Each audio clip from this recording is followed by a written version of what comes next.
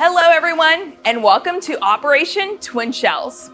I'm Camille Salazar-Hadaway, and it's time to hear straight from the developers themselves all about Year 9, Season 3 of Rainbow Six Siege. This season brings an innovative new operator and a versatile new weapon. Let's kick it off with an overview of the season from Creative Director Alexander Karpazes.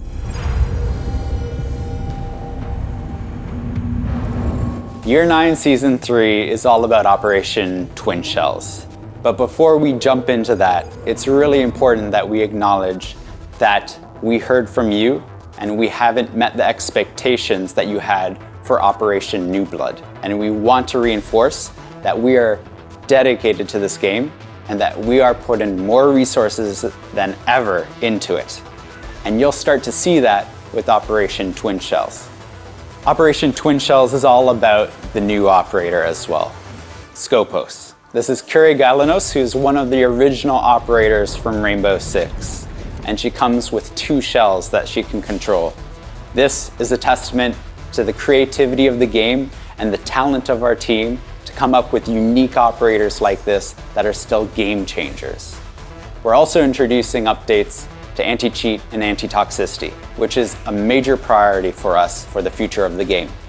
And we have more like the Siege Cup coming in beta phase. We also have balancing changes. We have After Action 2.0 coming online, and we have so much more for you. We can't wait to dig into it. So let's begin. Let's talk about an important topic right off the bat. Cheating and toxicity are not just concerns for you, they are critical issues for us as well. To address this, we've restructured our team to dedicate even more resources to these challenges. Now, to share exclusive details and updates on the current and upcoming player protection projects, here's Alexander Karpazes and product owner Lancelo Seiji. We want to assure you that we have more than just one security system in place. More than just BattleEye, we have 6 detection systems running at any given time so that we can catch cheaters. And we're constantly improving these systems. On top of this, we want to talk about a pillar as well for our anti-cheat, which is binary hardening. Binary hardening is the act of obfuscating and making it harder for cheat makers to access the game. Think of it like a giant library, where a cheat maker is trying to find a specific book. For us, we'll be trying to change that book's location as much as possible. And even on top of that, changing the shelves and the entire library so that it's as confusing and as hard for a cheat maker as possible, so that in the end, they cannot effectively make cheats for our game. When it comes to Siege Cup, for those that have won and have cheated, they will be banned. But of course, their teammates will have access revoked from Siege Cup as well, ensuring that competitive integrity remains in Siege. Another area of improvement is time to ban. 75% of bans are happening 12 hours sooner now. And this is something that we'll be working on in the future to reduce that time as much as possible. As you may have seen in our August update for anti-cheat, the team has grown in size. It's now a multidisciplinary team that is actually one of the largest in-house anti-cheat teams in the world for any given project.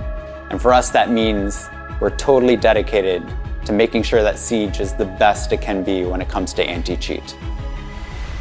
In the anti-toxicity team, our mission is simple: ensuring a safe space for all players in Rainbow Six Siege. It means protecting the community from recurrent and highly toxic players while rewarding recurrent positive behavior. Our mission includes handling features like reverse friendly fire, text censorship, reports, abandoned penalties, match cancellation, commendation system, and of course, the reputation system. Our philosophy centers around 3 key principles: transparency, understandability, and clarity. In its current state, the reputation system has some weaknesses and is not trusted by the community. This is why we decided to overhaul it. It means reviewing its structure, the actions that are feeding it, and the in-game UI. And to be clear, a single negative action will have a minimal impact on you. Only the recurrence of this action will affect your reputation. We aim to give you access to those changes in Year 9 S4. The system will remain in beta, it means no impact on standing until we are 100% confident it meets your and our standards of transparency, understandability, and clarity. Additionally, we are still working on some very impactful features that we cannot wait to share with you by the end of the year. When you finish a match in Operation Twin Shells, things are going to have a brand new look. Please welcome senior game designer Vladimir Kozik to walk you through the new post-action report. Plus, game director Joshua Mills is here to talk about boosting the abilities of your drones. In new season, we are introducing post-action report in a completely new dimension. Instead of operator cards, there will be a new screen with teammates represented as 3D operators located on the same map they just played. Here they can command teammates and the opponents. On the next screen, instead of sequence of separated tabs, all progression like rank, clearance, battle pass, also including challenges this time, will be comfortably organized on a single page layout that highlights the most important information. I'm so excited with this update. I can't wait our players try it out and share their feedback with us. Drone Boost is a new feature coming to our attacker lineup. The goal here is to continue to reinforce our attackers, make sure they have the tools to get the job done. Intel is king in Siege, and keeping your drone alive is crucial to getting that intel. Some of the changes we did to Solus helped with that, but we want to go further. We want to give more power to our players, specifically the attackers. So Drone Boost means you can actually boost your drone a maximum of 3 times, 3 seconds per boost. You can cancel it mid-boost to quickly evade, quickly close distances, and each boost, once expended, takes 6 seconds to recharge. So the boost resource system is actually kind of similar to Maverick's Torch in the sense that you can cancel the action at any time and it doesn't fully deplete the boost. So you can cut up a boost as needed, but again, you'll only have 3 full ones. Drone Boost isn't limited to just the default drone. The Kludges from Brava or even Twitch's drone can also take advantage of this feature. If Mozzie happens to get his hands on one of these drones and there's still charges left, so that's the key factor here. If there's still charges on that drone, now they're Mozzie's to use.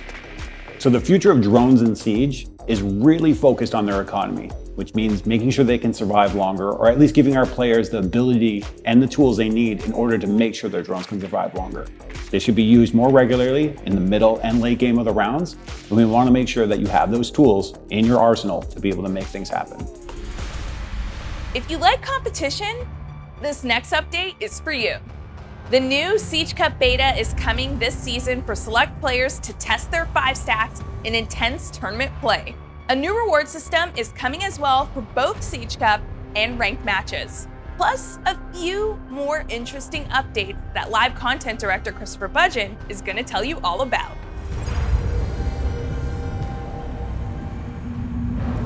In Year 9, Season 3, Operation Twin Shells, we're happy to announce the beta of Siege Cup.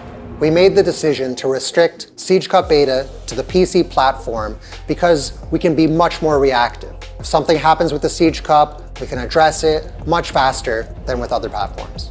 We really want to launch Siege Cup in its full form in Year 9 Season 4. Competitive integrity is imperative for Siege. That's why having a beta to make sure we can register the squads, formulate the brackets, distribute the rewards, we have to get it right. To register your team for the Siege Cup beta, follow the QR code or the link that you see on the screen and get ready for news about the first Siege Cup coming your way. With Siege Cup, you have to register as a 5-stack, meaning that you have to bring 4 of your friends, get ready to compete until the tournament is over. Once the Siege Cup starts, you're there committed to the Siege Cup to play until you get eliminated or, of course, win the tournament. We see the Siege Cup beta as our most competitive playlist, even more so than ranked, because the stakes are extremely high. The first Siege Cup will be near the beginning of Year 9 Season 3, and after the finish of the first tournament, we'll run another every 2 weeks for the remainder of Year 9 Season 3. In Year 9 Season 3, we're introducing a new currency called competitive coins. Competitive coins are exclusive to our competitive playlists, that being ranked and Siege Cup. Get as far as you can within the ranks, as well as play as many Siege Cups as you can to get competitive coins to open these exclusive packs. In Year 9 Season 3, all console players will receive one free competitive pack. Move up the ranks, get as many competitive coins as you can, so you can continue to open packs in that collection.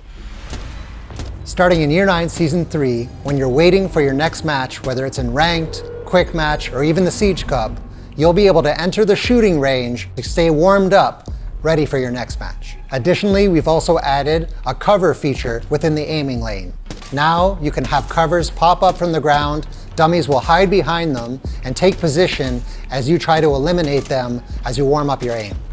Both PC and console players will be able to enter the shooting range during matchmaking. 1v1s have become more popular within Siege, and that's why we've now added a 1v1 custom preset in Custom Game. There are two presets for 1v1s in Custom Game, short and long. The short preset allows you to play 6 rounds with 4 rounds to win and 1 overtime round. In the long preset, it's the first to 8 rounds, but if the match gets tense and it's really tight, there are 3 overtime rounds. In both of the 1v1 presets, all maps are available. The prep phase has been lowered to 20 seconds. It's perfect for one player to get set up and ready for the attack. The bomb game mode is the featured game mode in both 1v1 presets. Roles swap every round. You play attack, then defense. This will continue until whoever finally wins the match. With every new season, the question arises, which operators will be targeted for balancing and how will they change? Game designer David Perpignan has all the answers, plus spoilers, it's Solus, Dokkaebi, and Nook.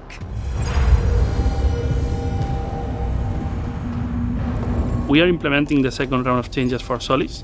We know that our previous package was a bit harsh. We've been monitoring data just to see that everything went well. What we've seen is a decrease in ban rate and also in presence, but a steady trend on win rate. This new wave of changes for Solis is based in 3 pillars. The first pillar is the detection mechanic. Now Solis will use only the center of the screen to detect the gadgets, and those gadgets will be unidentified. You won't know what they are. The second pillar is the scanning or identification mechanic. Now we call it overclock, and once you trigger the overclock, your energy is pre-filled, and you'll be able to see every gadget in the center of the screen as identified. You'll know what they are. Aside from that, Solis will emit a warning to every observation tool in the enemy team within the range of detection, so they will know that you are overclocking and that you are seeing their gadgets. The third pillar is the energy access. Now Solis Spec IO will last longer and will require less energy to be activated while reloading. Also, these new changes give us more balancing levers that will help us adjust Solis in the future.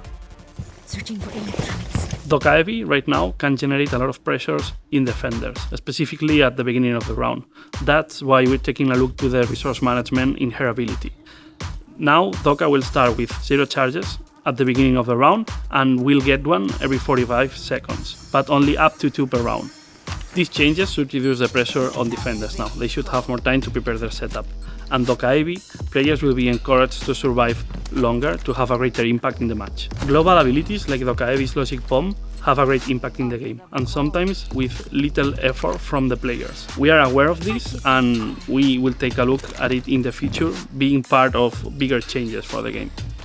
See you around. So Nock is receiving a buff. We think that camera scrubbing and intel deception is how stealth should look in Rainbow, and that's what Nock does. The changes we are making are affecting how Nock's ability consumes energy.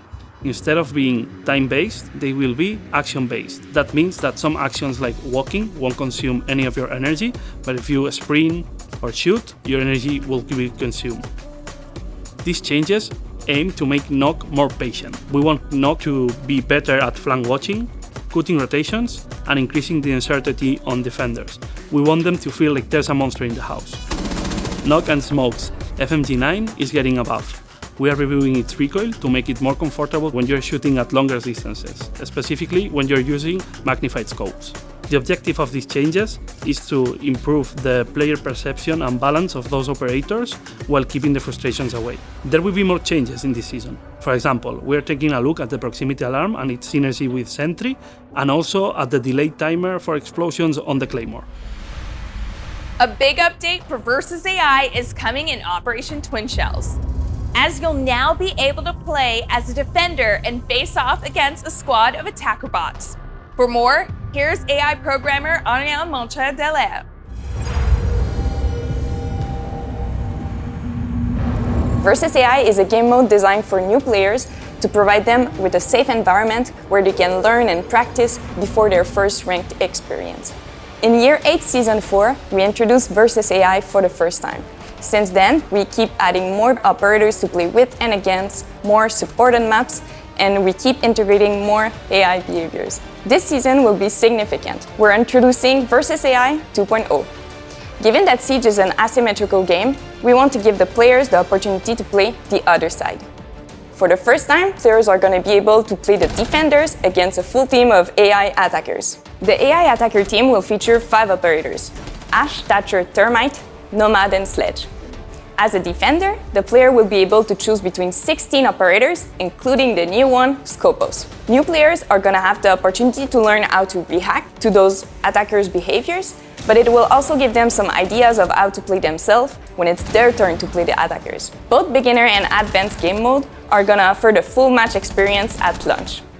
Similar to a casual game, the player is going to enter as either a defender or an attacker against a full team of AIs. They're going to play on one of our 8 supported maps, and after 2 rounds, they're going to switch sides. We've heard your feedback, and we want to make sure that Versus AI gives a real feel of what it's like to play Siege. It's now time to talk about the new operator, Scopos. This Greek defender brings a new dimension of tactical possibilities to the fight through her twin shells, Talos and Colossus. For insight into the visual design of this operator, we'll hear from art director Joanna Sui, and for a breakdown of the new gameplay opportunities she offers, we'll go to game designer Justin Larange Alualia.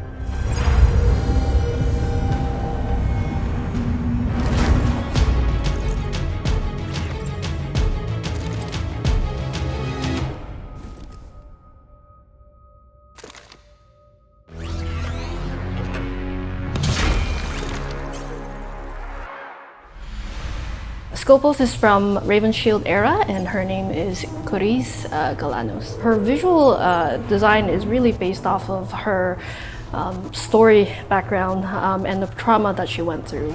In the anime that was released from the Year 9 Season 1, in the mission there was Daniel Bogard and Jared Morris at that time trying to stop the bomb maker. In the end, you see a giant explosion, and it was actually exactly that moment where she stopped being able to walk. Ever since then, she's a wheelchair user. She's been in a relentless chase trying to seek prosecution to stop Deimos. All that toll took an effect on her face. She looks very gaunt, she has eye bags, wrinkles, and wearing hair. Scopos is a master strategist. She adapted her wheelchair into her command center like a pilot seat. She uses the shells to be part of the action. In game, you can hear her, you can see her face when you swap between the 2 shells. When we're designing her wheelchair and the robots, we really had in mind to make sure that she feels very grounded. So we went with analog, old technology look. We really want to establish the fact that it's not smart AI robots. They're not invincible, they can be destroyed. When she loses Talos, Colossus, she's losing a part of her again. So for the design of the robots, we wanted to differentiate the 2 so you can identify them easily on the field. The difference are in the antennas, the shoulder pads, and colors and patterns are distinct to one another. We made sure to have the analog look by physically having buttons that you can push. They're wires that you can see, and they're not touch screens, they're not holograms, they are something that you can touch and feel. Back when she was a field agent, Kyrie surveyed the area from afar as a sniper. Now, she still watches from a distance, but in a different way. Thanks to her new tech, Scopos is able to maintain a wide network of control unlike any other defender. That's because what Scopos brings to the field is not 1, but 2 remotely controlled robotic operators. These shells, named Talos and Colossus, make up the V10 Pantheon system.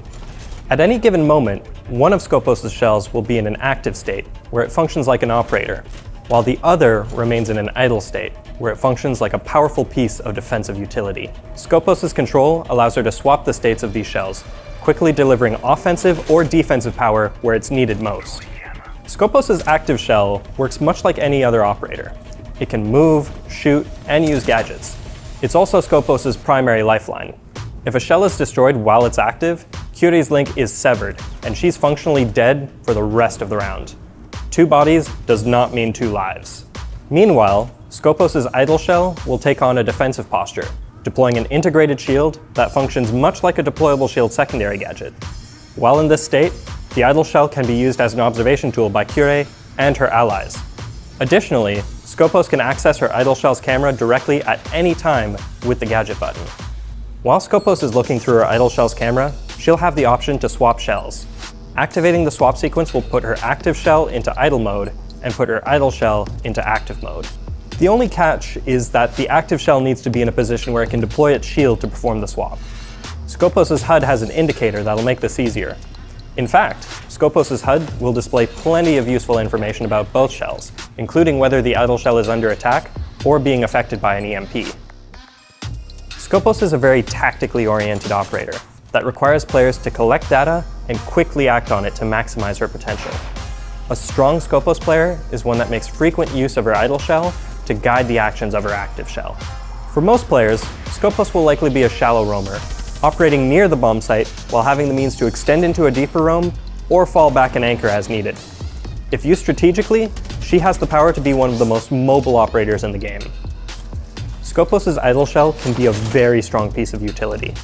Having the combined properties of a deployable shield and a bulletproof camera, this shield can offer a large amount of intel from relative safety. Scopos' idle shell is most effective when placed in key areas for the defenders to hold so that it can provide information and serve as a launching point for when the enemy least expects it. Talon's coming out! Scopos is bringing a brand new gun to Siege, the PCX-33 assault rifle. Kyurie may not be bringing a sniper rifle into battle, but make no mistake, her shells are still packing some serious firepower. This weapon is precise, deadly, and heavily customizable, making it a versatile tool for a versatile defender. For a sidearm, Scopos carries a P229, a throwback to Kyrie's days in the Greek Special Forces. Scopos also has access to secondary gadgets. These are shared between her 2 shells. Her first option is impact grenades, a great choice to maximize her mobility and roaming potential. Alternatively, Scopos can bring proximity alarms. These synergize great with her idle shell, helping her know exactly the right time to take action. The Pantheon shells are 2 health, 2 speed operators, having been built for a balance between durability and mobility. Given their unique nature, Scopos' shells have a few special interactions. A good rule of thumb is to think of her active shell as an operator and her idle shell as a gadget. The first interaction you might wonder about is EMPs and gadgets that target electronic devices, like IQ. While Scopos' shells are electronic, the active shell has an active countermeasure that protects it from anti-electronic effects. It won't completely stop them, but it will prevent Scopos' active shell from being fully disabled by an EMP. This protection doesn't extend to the idle shell, however. Disabling effects will prevent Scopos from using the camera and swap features. Scopos' greatest counter is Dokkaebi. The hacker's calls are a threat to any roamer, but they also block Scopos' strongest escape plan. Additionally, Dokkaebi's universal hack can give her team access to the idle shell's camera. Brava's Kludge drone can overheat Scopos' idle shell. However, this takes a while, and gives Kyurie a warning on her HUD. If she's fast enough, Scopos can swap to activate her countermeasures and prevent the overheat. In addition to being an electronic gadget, Scopos' idle shell's shield can be destroyed with explosives and similar effects, leaving the idle shell exposed for an easy kill. The glass can also be shattered, preventing allies from fully benefiting from its utility. A well-placed ash charge, frag grenade, or Flores drone can make quick work of an undefended idle shell. The biggest threats to Scopos are her direct counters, so she benefits greatly from allies who protect her from them. Catchers like Jaeger and Wamai can protect her idle shell from explosives, and other denial gadgets, like those from Mute, Mozzie, and Tubrau, can stop many of Scopos' greatest enemies. Being made of metal, Scopos' shells can't benefit from healing effects. Doc's stims, Thunderbird's Kona stations, and Rook's armor won't help the shells. They also can't get put in a down state, and they don't breathe, meaning they're immune to toxic effects like smoke and Fenrir. That last fact can open the floor to some aggressive combos. 4 eliminated. Another strong approach to Scopos is to double down on intel. Maestro, Valkyrie, and Echo can offer more insight into enemy positions and even provide some distractions. That can be more than enough to let Scopos get into position and go for the kill. 4 remaining. Scopos is designed to embody the key aspects of being a defender: gathering information and swiftly responding to attacker strategies. Scopos brings a level of adaptability that, if left unchecked, can turn the tide on even the strongest of attacks. We'll be keeping a close eye on her in the test server and throughout the season to see what players can do with her. Loading new map. You won't see his face, ever, but you'll probably recognize his voice, as he's a big part of the Siege community. It's Marley, and he's here to give you his own special brand of insight into the new operator, new balancing updates, and all that Operation Twin Shells has to offer.